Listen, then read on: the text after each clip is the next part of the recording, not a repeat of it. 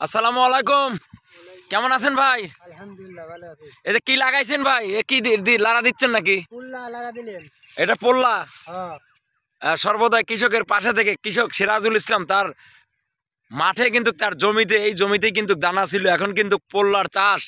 সিরাজুল কতটুকু বই এখানে পোল্লার চাষ করছো? এখানে 500 তো। 5 শতক।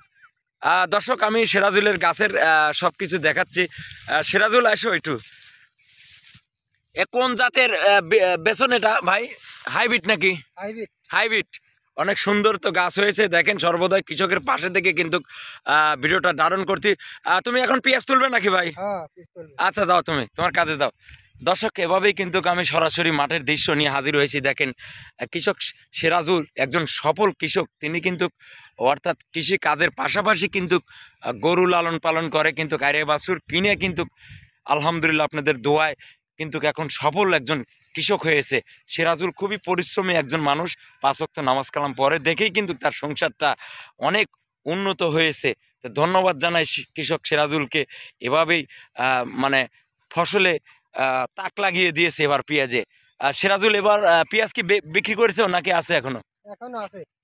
বিক্রি করা দেরি আছে বিক্রি করা না? হ্যাঁ। দর্শক এই যে এখানে দেখেন মিষ্টি কুমড়া, এটা মিষ্টি কুমড়া ওর চাষ আছে দেখেন। এখন তার জমিতে কিন্তু পেঁয়াজ উঠানোর দৃশ্যটা আমি দেখাবো। চলো তোমার জমিতে চলে যাব। দর্শক কৃষক সিরাজুল একজন সফল মানের কৃষক। আমি এর আগেও কিন্তু তার জমিতে অনেক ভিডিও ছাড়ছি। তো খুবই একজন পরিশ্রমী একজন ব্যক্তি। তিনি কিন্তু কৃষি কাজের পাশাপাশি গরু লালন পালন করে কিন্তু অনেক লাভবান হয়েছে। দর্শক এখন সরাসরি সিরাজুলের পেঁয়াজের জমিতে দেখেন পেঁয়াজ লাগাচ্ছে।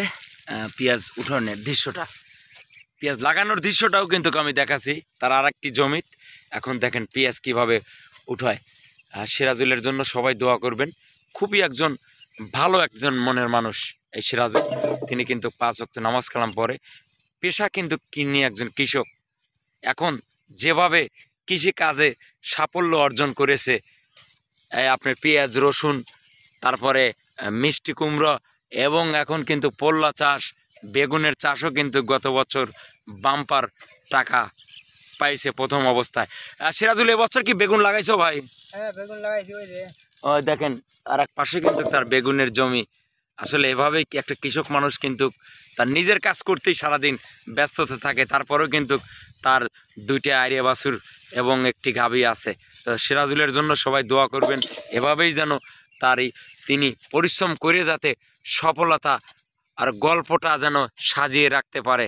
সিরাজুল কিন্তু জমিও কিনছে এই কৃষি কাজে করে, কিন্তু একজন গরু লালন পালন করে যে এতটুকু পরিশ্রমী একজন মানুষ সাফল্য অর্জন করে, সিরাজুল না দেখলে আমরা বিশ্বাসই করতে পারবো না। সবাই এর জন্য দোয়া করবেন। ধন্যবাদ সবাইকে, ভালো থাকবেন, আল্লাহ হাফেজ।